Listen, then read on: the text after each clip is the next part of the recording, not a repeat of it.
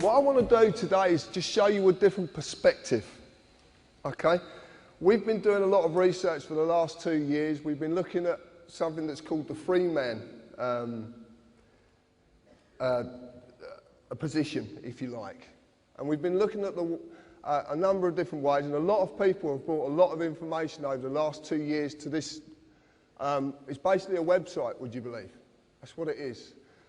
Well, they brought me basically information that I've deciphered and decided to not accept the normal view of things. I've decided to question, and question in depth. And this is what you're about to see. As you see this at the moment, this is probably how you would see our country. Actually, I'm going to walk around here because it's easier. So as you would see our country, you would see there's a parliament, and then people in that parliament are meant to represent you because you elect them to do that. That's what you believe. You believe in politics. A lot of people believe in politics. You believe that the political parties are elected in power to serve you, to make sure that everything in your country runs right, to make sure you're looked after. You believe that Acts of Parliament, statutes are laws, and you have to abide by these laws. That these laws are statutory instruments, this is how they're enacted. And they're laws as well that you have to abide by. You believe it, most people believe in the word a constitution, a constitutional set of laws made up of statutes. And people say to me, society's broken. Well, what I'm going to tell you today is it's not broken. It works exactly the way it was planned to work. Because this goes back hundreds of years. This is not something that's new. And there's courts of justice. How many people in this room have suffered at the hands of the courts of justice where injustice is actually happening? What I'm going to tell you today is that the members of Parliament are actually directors of a corporation. That is what you're electing. And because you're only electing directors of a corporation, nothing will ever change. It will go in the same direction forever. Because politics is not what you think it is. The members of Parliament. Anybody seen this before? This is Dun & Bradstreet. Do you know what Dun & Bradstreet is? Right. If you were going to do business with a corporation or a company in the world, then you can use Dun & Bradstreet, which at the moment is about 160 million corporations worldwide. You can use these to find out if that corporation does good business. Does it have any debts? Has it got any county court judgments against it? So what this is a register of corporations, of companies. And the members of Parliament are a company. Gordon Brown is a company. David Cameron is a company. And this one I like. The Labour Party trade as Alistair Darling MP. It's their trading name. It's just there. The reason they trade with Alistair Darling MP is because Alistair Darling is a diplomat. There's about 3 of them. If they trade in his name, that trading name has diplomatic status. That means they can bend things and do things that you don't know about. It's a whole different way of doing things. This is what politics is about. This is what you believe to be the people representing you are doing, but they're not. This is what they do. So we look at politics as pertaining policy, an administration of a government, a plan or a course of action, also defined as a political party, corporation, written contract or a certificate of insurance. Acts of Parliament become statutes, primary legislation. You know what legislation is? You've heard this word, yeah? No? In turn are enacted, enforced by statutory instruments which are secondary legislation. Council tax is a statutory instrument enacted on the 1st of April 1993 under the primary legislation, the Local Government Finance Act of 1992. But when we look at a statutory instrument, we find it's a created, written, legal contract. It's not law. Where does it say it's law? Can you see it? Society. So I'm going to look at society and the contracts. Society, the socially dominant members of a community. Does this country have a socially dominant element who want to stay socially dominant? Right. It is a number of persons united by mutual consent in order to deliberate, determine and jointly act for a common purpose. Does that ring any bells? Contract is an agreement between two or more persons that creates or modifies an existing relationship. Offer, consideration and acceptance must be there or exist for a contract to be made. Then we look at a constitution, the fundamental rules, written or unwritten, which John explains earlier, that establishes the character of a government by defining the basic principles society must conform to. Do you have to conform to things? Do you? Do you pay tax? No. You don't? Join the club. You were not given a choice if you wanted to join this society. It was made for you at the time when you could not express a choice. So when we look at the word statute, I know I like this one, a legislative rule of society given the force of law by the consent of the governed. And I ask you, please, if you could explain to me where in that definition taken from Black's Law Dictionary that says that statute is law. The force of law, but it's not law. Right. I will get to that, not quite yet, but I will get to it. From the neuter, everybody must know this word status. Is what our society, what does it rely on? Status. Yeah? That's what we want to do, don't we? We want to be better in status. More money, bigger car, bigger this, bigger that, better than next door neighbour. That's the word, status. And it all comes from this. Status is the legal character of a condition or condition of a person or a thing. It's not real. It's imaginary. Okay? Completely imaginary. And in the definition it actually shows that it's not law. It's given the force of law, which means it will apply to you if you consent. What does the word consent mean? Exactly. So what happens when you don't agree? It isn't law. Can't be given the force of law. By its own definition, it only applies to a person and not a man or a woman. How many people in the audience today think they're a person? Oh, come on. Yeah, right. The United Kingdom is a corporation. Now, up till February of last year, it was United Kingdom PLC. In February, and it's dissolved, and they've never, ever published their accounts. If you want to check that out, go on Companies House, because it's there. But on Dun & Bradstreet, they're now registered as United Kingdom Corporation Limited. Any corporation has employees. The employees are not just civil servants, they're all of you. Every one of you. If you have a national insurance number, that means you too are an employee. Company policy of this corporation requires you as an employee to pay tax, follow all the legislative rules of that corporation, in this case, statutes. As in any company, if you break the rules, you will be disciplined under that company's legislation. The police of the United Kingdom Corporation are all companies too. Run for profit. Because that's what companies basically do. They run for profit. And who are they making profit for?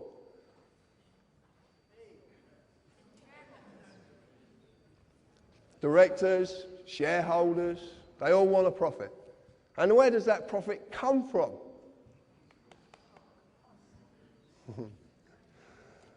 The corporate policy enforcement officers, their job is to enforce the rules of the corporation. The courts of the United Kingdom Corporation are all companies run for profit as well. If you break the rules, you will get an invite, which is a summons. You will there to their place of business to discuss your punishment. Except that they are not inviting you, you just think they are. Even the highest court in the land is a corporation, the House of Lords. So, we believe that the courts are issuing us justice. We believe that we're going to get a lawful trial. There is a massive difference between lawful and legal. Massive difference. You like this picture? This is very, very important. I want to explain something. During my life growing up, I am a fully fledged carpenter as well. And that's all I do. I'm just a working class man. All through my life, I was a bit of a bugger when I was young, to say the least. And there was a policeman called Mick Reed, who was a very dear friend of mine, who helped me incredibly when I was young. Because when I was growing up, I didn't fit into anything. I didn't fit into any group, or I didn't fit a slot. I always questioned everything, and I questioned discipline. I questioned authority, if I thought it was wrong. And I suffered for it as well, many, many times. But Mick showed me that there is what a real policeman's about. And this is where this comes from. This is where I understand this now.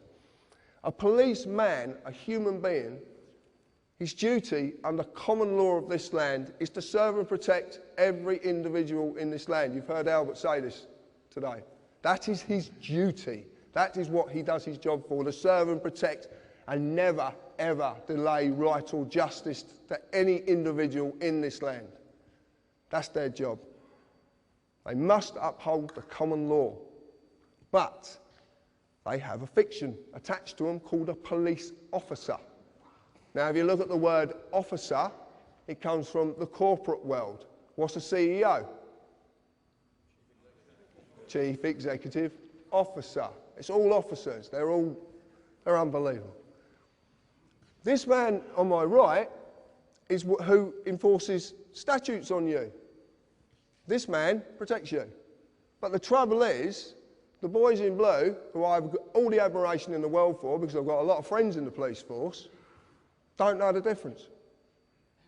They don't know the difference anymore. And some of them didn't know the difference in the first place, because they're being told wrong. They're not being told about this bit, they're only being told about this bit. And funny enough, I had a conversation with Albert the other day, and he was telling me some things that are going on in the police force regarding their training at the moment. And all of them are being trained to be this. Okay? So when you meet these people, what we're trying to do is, I wouldn't say educate them, we're trying to bring them to an understanding of what they really are and what they're supposed to do. And I recently, same as Albert did, I went for a police force from down the bottom to a chief inspector, and made a chief inspector, overall statutory legislation, and you go back to common law.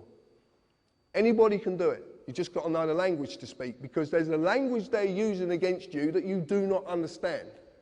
You might think you do, because it's English, but it's their language. It's called legalese. It's a language of the law society. Any society, I'll go into this in a bit, but any society, you can start a society tomorrow and create your own language. Anybody can do it. So we need to just gently tell these people. Now, we have methods of talking to these people that sometimes prevents us being dragged down ourselves. And I will be going into that. But it doesn't always work. Because if they're going to slap the cuffs off you and drag you away, they're going to do it. Okay? And you might as well just make it easy, but always let them know that you're protesting. Peacefully. No violence. No violence whatsoever. This is not about violence. It's a bit like Gandhi said, an eye for an eye just ends up with the world being all blind. I want you to watch this little video, and the man who made this video is actually up there.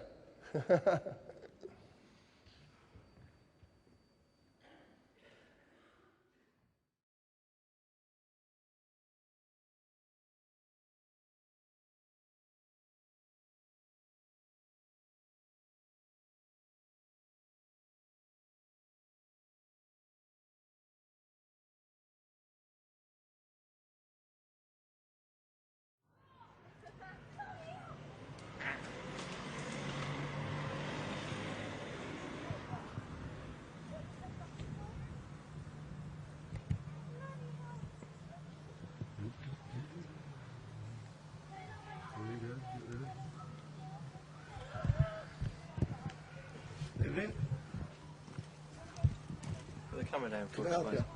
What? Can I help you? Put the camera down for us. What for? Whoa.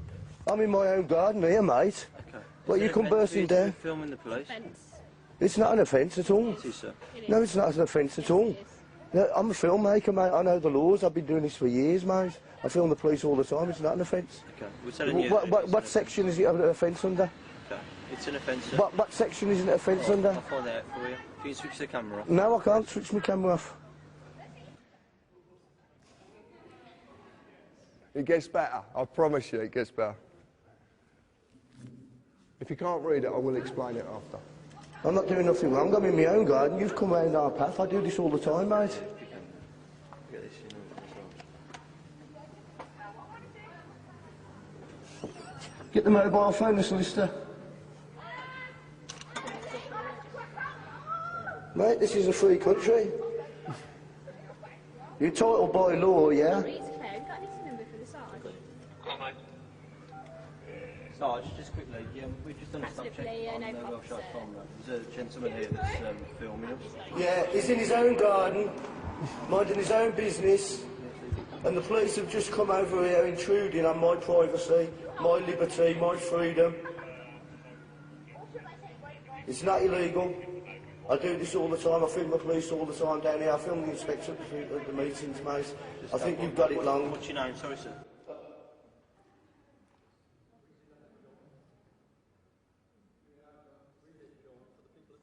No, I'll do it I after. think you've got it wrong, right? And what you know what you ought to do, mate? You know what you ought to do?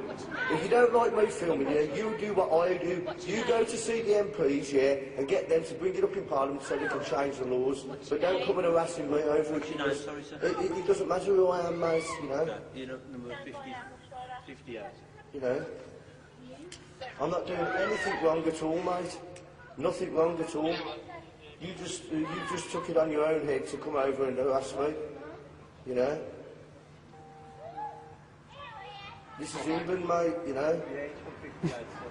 This isn't communist China, you know that, mate. That was a blinder down.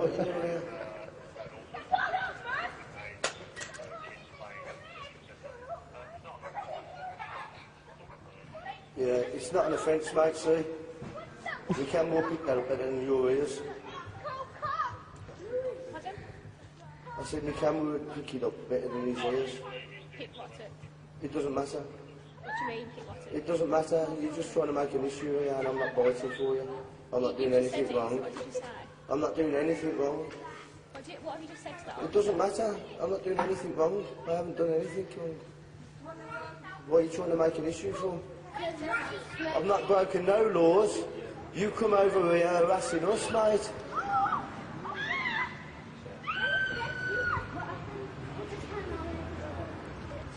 Thank you. Have a nice day.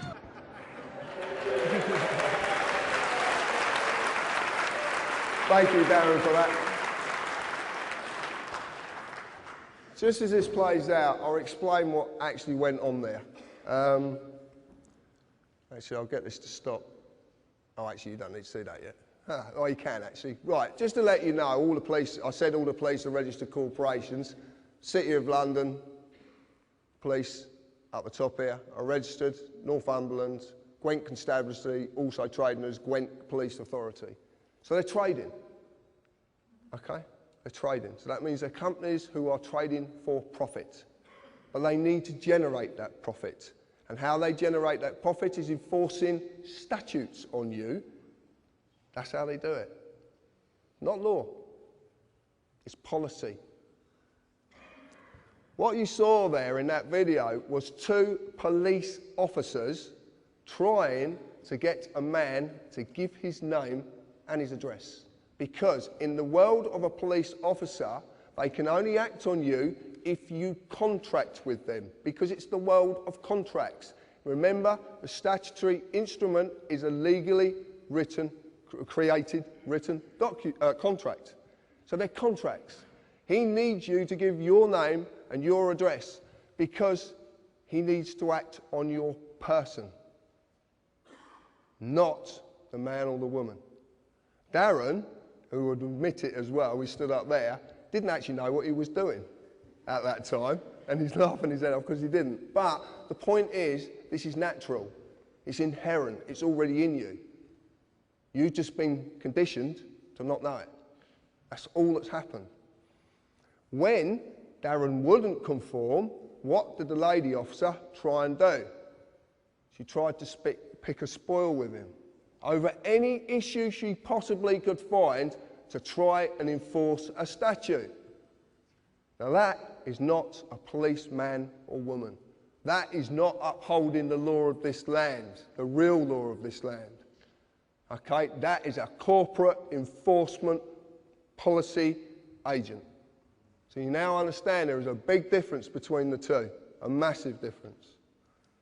And they are, I promise you, you can check this out yourself. You can go and do all this stuff, and if you notice at the top, it says company search results.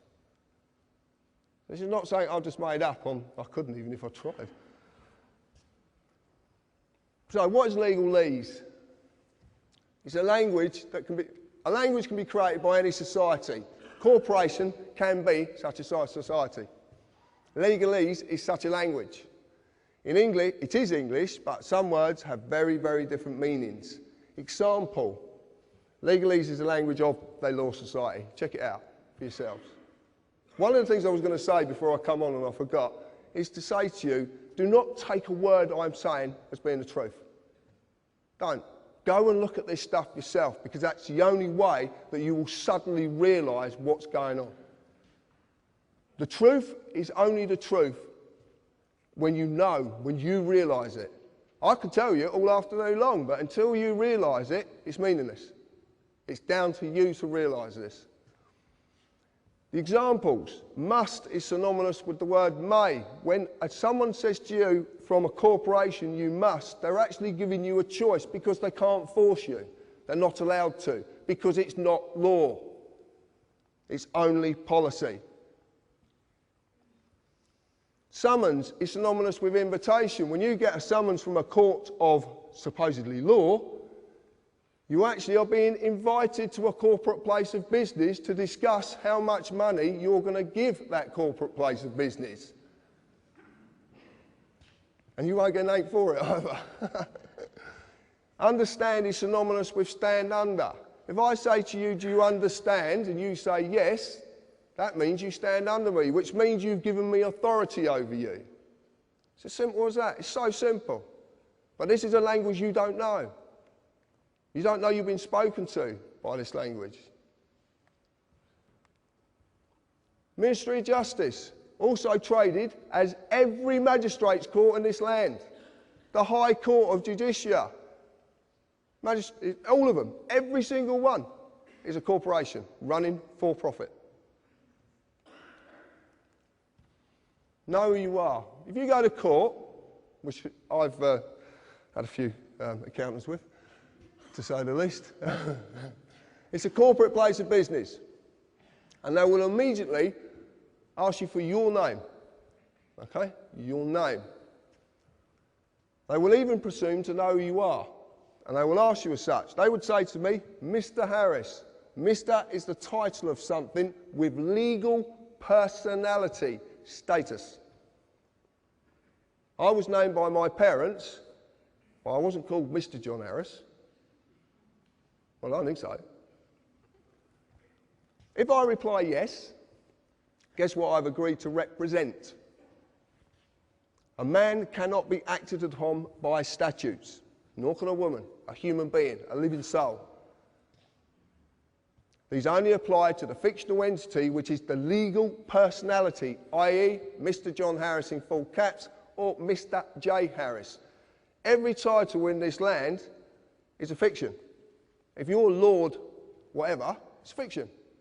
Every title is a fiction because it doesn't apply to a human being. It's the legal status. Remember the word status? It comes into everything. Do you like the pictures? Photocopied as well. Right. It's the easiest way of doing it because I wanted a cardboard cutout so I can say, look, this is the fiction and this is the living soul, because it's hard for you to grasp that you're two people. You just don't know you are.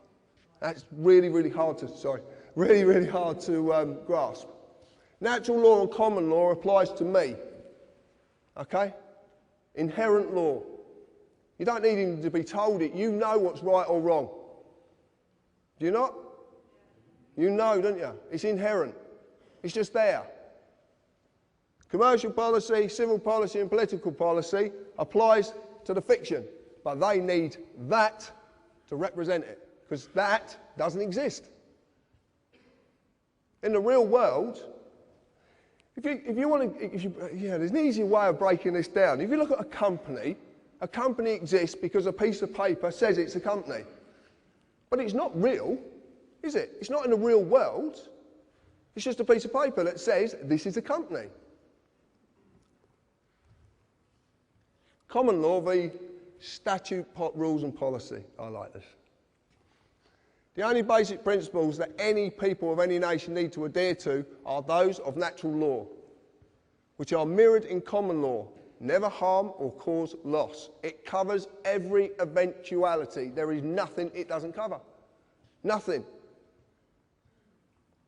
Common law applies to a man or a woman, a living soul. Statute rules apply to the person only when the man or woman consents to represent the person. Consent can be given in inaction or action. And I'll explain that in a little bit. Within statute rules, you will just receive a summary judgment. That's what you get in the courts of law, or supposedly. But it's called summary judgment. And what summary judgment is, it doesn't matter if whatever court you go into, as long as that court's going to make money from someone, because that's all it's about. And there's a reason they want to extract that revenue from you. There is such a reason. You break the rules of the contract and you lose. It's as simple as that. You are a man or a woman, you have a person. My name is John Harris, or John, or my wife calls me lots of other names, but there you go. I shan't discuss them. I exist naturally, okay? I'm here, I'm real. I was created by divine, whatever you want to call it. I don't want to get into any of this sort of, I don't know what it is, so I just say divine, it's the easiest way. But I was created. I'm subject to common law jurisdiction. Do we know what jurisdiction means? Well, jurisdiction basically means juris is of law, and diction means the use of words in any way you want to use them, basically. I must never harm another or cause another loss, any form of loss. I'm free and unlimited ability to contract and settle debt in private and under commercial law. I can basically do as I please as long as I abide by these principles. My person, that's attached to me, is Mr. J. Harris, who's a fictional entity created by the government. Subject to civil policy jurisdiction, must fulfil all duties given to and governed by corporate policy, tax, etc., under statute. Does business in the public sector, or I don't.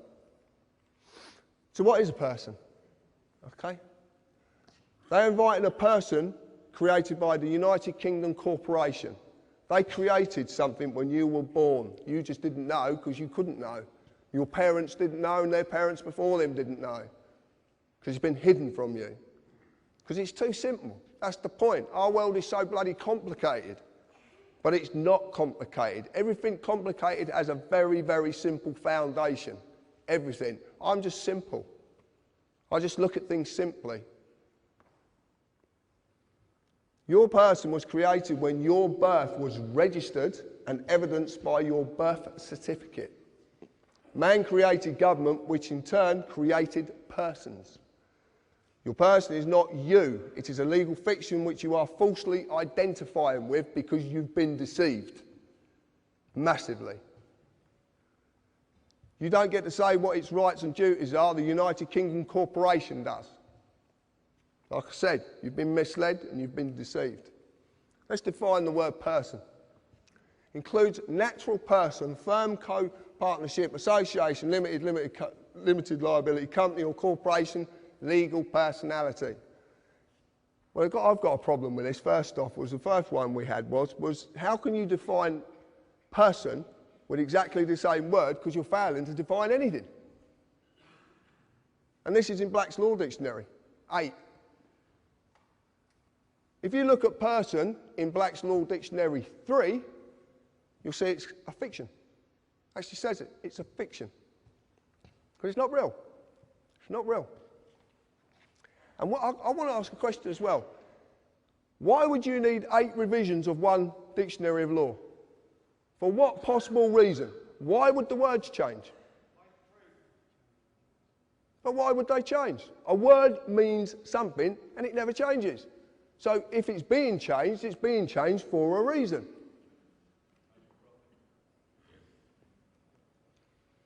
The creation of the person. When you were born, your mother, father, submitted a birth certificate registration application form.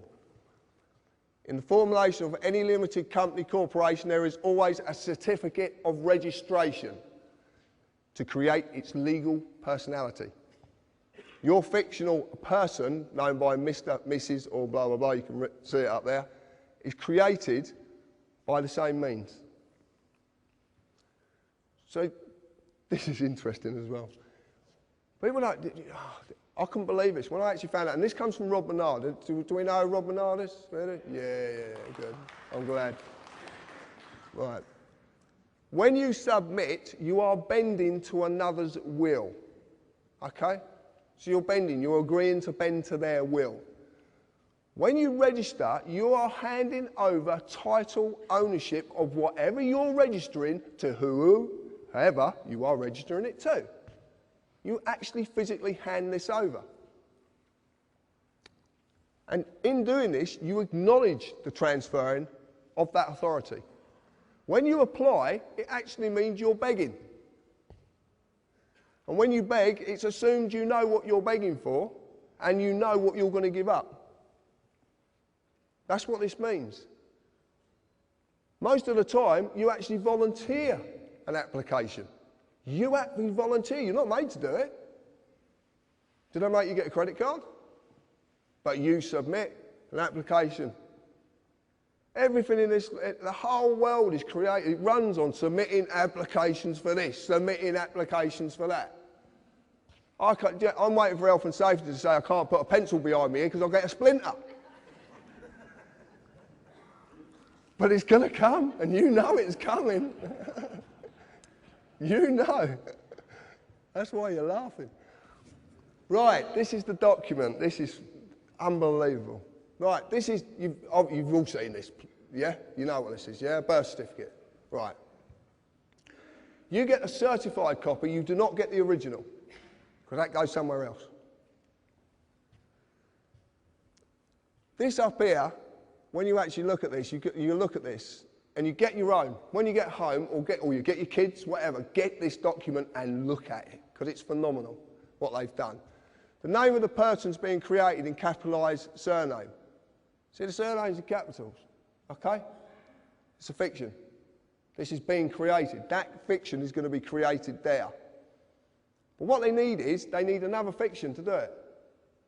They have to have a fiction there to do this, who is the informant. You actually inform on your own children. Do you know that? You inform on them. It's brilliant, isn't it? Eh? And your qualification is, you're one of their parents.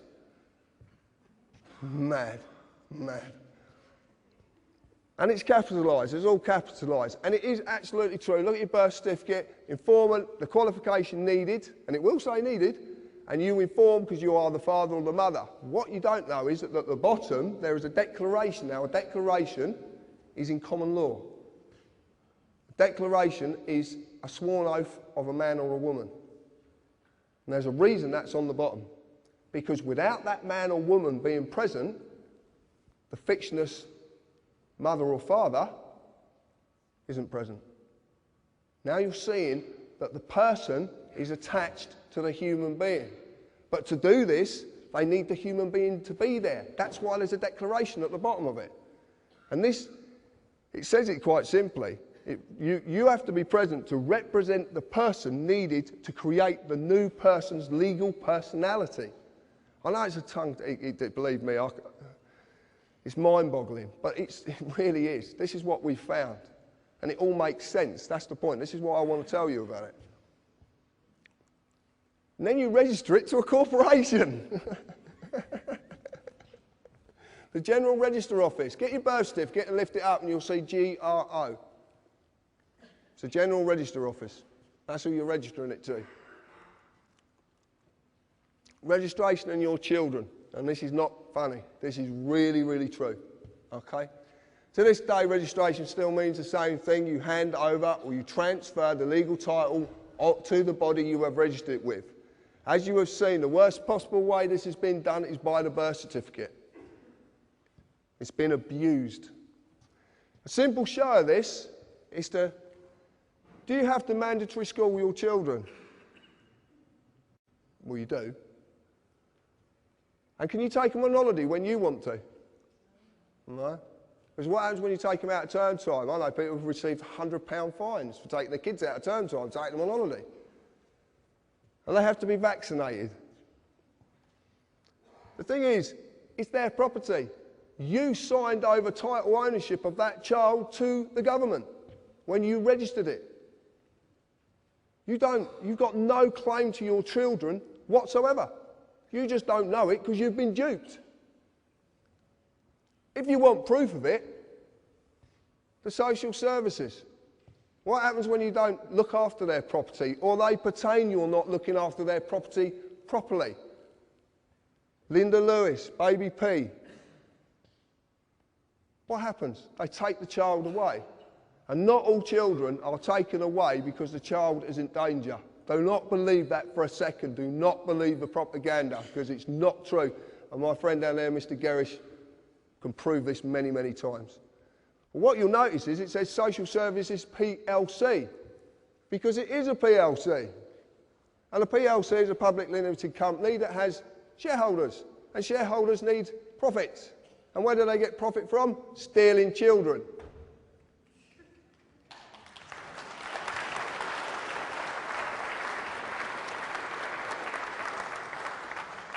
I couldn't believe this when I found it. I was stunned. Brian's been telling me this for 18 months. And I couldn't believe it because I couldn't see any facts, and I only deal with facts. I deal with black and white, right or wrong. There's no in-betweens. Something's right or it's wrong. And this is fact, and it makes sense. I want to prove it as well. Consider this. Could the government lawfully take your car and crush it if you owned it? Right. When you register your vehicle, you hand over the ownership, title ownership of that vehicle to the government. You get a V5 document, and it's the registered keeper. Look on anyone, registered keeper. If you look on the advert that's on the telly, and they crush the car in front of the couple, just come back from wherever they come back, and the car crashes up in front of them, the voice says, we have a legal right to do this. But it doesn't say, we have a lawful right to do this. Because they haven't got a lawful right to do it. They've just duped you into giving your property to them so they can crush it when you don't put bloody tax on it. Incredible, incredible. Basically, as well, when you do this, when you register it, as stated, because it is stated, you agree to abide by their rules. MOT certificate, road tax, and the fuel levy tax as well. You agree to this. This is what you agree to because it's part of the deal. And then you register it to another corporation. Please remember this. Please, please remember this in future. When you register something, anything, you give up ownership of it. Your house, your car, your children, whatever it is, you give up ownership of it. I know you shouldn't own your children, and you don't, but your children are your children. And no one has the right to take that child away from you. No one.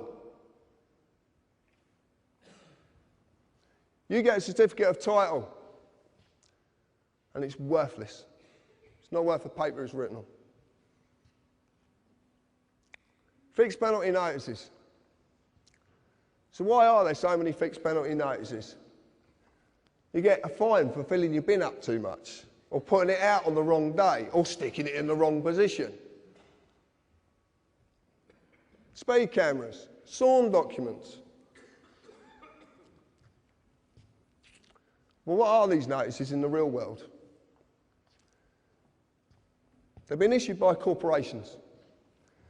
And the corporations are dreaming up more and more reasons for penalising you. Penalised by the way of forfeit. Something surrendered subject to surrender as punishment for a breach of contract. These are called adhesion contracts. An adhesion contract is a type of contract that is legal and binding agreement, but someone writes, makes it their, they basically do as they please. They've got all the bargaining power, they attach it to you, and it's to their advantage. A notice is not a bill. A notice is not a demand. If you went to a restaurant and the waiter come up and said, that's £60 for your meal and I serve you notice, what would you do? Pay or ask for a bill? Well, you'd pay then, obviously. You ask for a bill. Have you ever thought about actually asking the council, can I have a bill please for my council tax? Because you've never actually sent me one. This is simply a tool of revenue collection. And the true reason this is being forced upon you is because your person is simply to maintain the illusion that they have control over your life, your fortune, and your freedom. Because your fear and their ability to take from you something you deem to be valuable. And that is money. Yeah? Do we all believe money is valuable? We all use it every day, don't we? Yeah? And we all believe it's got some worth. These pieces of papers and coin has some worth. Because you can take it somewhere and someone will give you services for it. I shouldn't have said it that way, should I? You can buy things for it or you can trade it whatever. You believe it's valuable.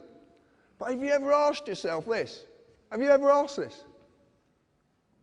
One, it's all in capitals, so it's again the fictional world, but have you ever asked? £20 of what?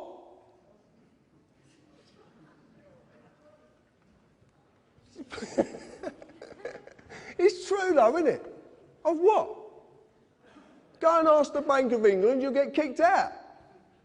It happened to a friend of mine. Serious. This is the real truth. You're the currency, not money. You are. Because without you, this country grinds to a halt. Because the principal workforce of any machine or any corporation or any company are slaves. And they have to give you something to believe in so you will do that work and you will not question. And to make it valuable, they're going to stiff you with as many fines that are make-believe to make you give over that worthless piece of paper to another corporation just so you believe it's real.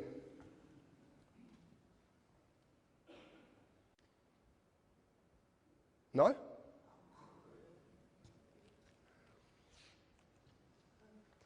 This is what I entered into. Some of you might know what I'd done. A friend of mine, Robin, who sat in the audience, gave me some information once. And funny enough, another gentleman who sat in the audience gave me the same information. And I looked at it, And it's called Lawful Rebellion. It's actually wrote in Magna Carta 1215. It's Article 61. Now, I know a lot about Magna Carta now, and I know that Magna Carta certainly wasn't wrote for us. And we can't use it. We can't use it. But we can use the method of lawful rebellion, because lawful rebellion says, and what Article 61 actually says, it says lawfully hinder, and it says you must never ever use violence. We can't sort this out with violence, because if we sort this out with violence, violence will always ensue.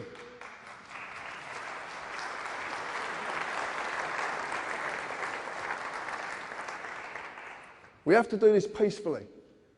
And the way we do it peacefully is learning the rules of the game. So when these people come to us, not only, you've got to understand this, there's people out there who are working in all walks of these corporations who know there's something very wrong. They don't know what it is, they're trying to do something about it, and they can't do something about it until they have the knowledge to be able to do something. And we need to give these people that knowledge. Every single time you write to the tax office and you tell them I'm not paying because, what do you want me to pay with? What's it worth? Ask the tax office what they want you to pay. And say to them, what's it worth? You want me to give you a worthless piece of paper? The tax office, these people need to be educated. They need to learn this. The police, the courts, the judges, the politicians. There's politicians down there who don't even know about this. So what we do is, whenever you're stopped by one of these individuals, ask them this: am I obliged to ask you your questions? Because they won't know what the word obliged means. They won't know what it means. And it's a choice. It's a choice. And then ask them, under what authority and under what law are you acting? The reason being is because if they say to you, it's under this law, and then they suddenly say, and you prove it's a statute, an act of parliament, that says it in itself, an act. Parliament, that's all it is. It's theatre, it's an act. Shakespeare said it, the world's a stage, and we're all acting. It's absolutely true. But when you say to these people, you can actually say this, and this is absolute fact, because I'm just about to do this to the Chief Constable of Devon and Cornwall Police. Failure to differentiate between a statute and a law is gross negligence that's equivalent to the common law crime of fraud. They're committing fraud. They've committed fraud on you from the day you were born. This applies to anyone who is trying to enforce these statutes. You are a man or a woman. You are not a person. You are not a person. The legal world is the same as your person. It is a fiction. It's an illusion. It is not real. You just believe it is because you've been duped. And they've made it so bloody complicated. But it's not complicated because it doesn't exist. It's not real. The corporate employees must get a man or a woman to represent the person before a contract can be formed. That's absolutely true. They will ask you your name, they'll ask you your address. When they get your address, they've got joinder. Because there could be 100,000 John Harrises in England. They need that address to get joinder, so they can prove who you are. The second you do that, the human being has said, yes, I'm the person. Remember, there is no justice in this country. And there isn't any justice in this country. I see it daily. I have people contact me. I hear the most sad stories. I know a lady sat in the audience, who is, I know that her story is incredibly sad about her dad. And I've listened to it, and I want to help her, and I can't help her. Not at this moment. But I have a way of doing it, though. There is no justice. You will only ever receive summary judgment. They just want to extract money from you because they want you to still believe that this stuff's real. For every court, even the highest court in the land is a profit-making corporation, and it runs under the United Kingdom Corporation. This is the only way you can do it, and I'm not asking anybody to do this. I've never asked anybody to do anything that I do. I want to save my country. I don't want to save this country, in fact. I want to save this island. Why have we got borders? Why do the English hate the Scottish, or the other way around? Why do the Welsh? Why have we got borders? Because we've been divided. Because when we're divided, we can't unite. We've been divided by languages. Political parties were designed to divide people. The only way to get rid of this once and for all is to sacrifice the person. To sacrifice the person is to remove that person completely. That means the birth certificate has to be destroyed. And it can be done. I've seen a way of doing it. Massive implications, but it can be done. And I am going to do it, because I am not living in this society 1 minute longer than I have to and watch my fellow human beings suffer under it. I will find a way to get out of this, and I will succeed. The reason being is because what I'm doing is right.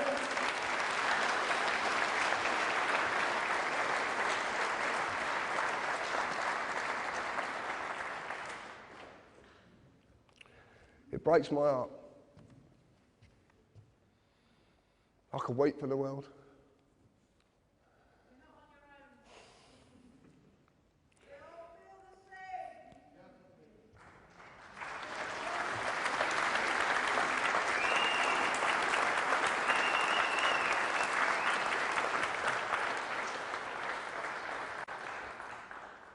And if anybody ever tells you that a grown man can't cry, yes, he can.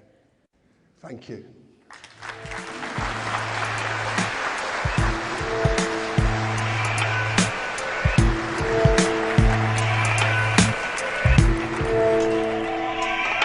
It's just some of the things you said keep going round inside my head. I'm gonna save my soul before things get impossible. I should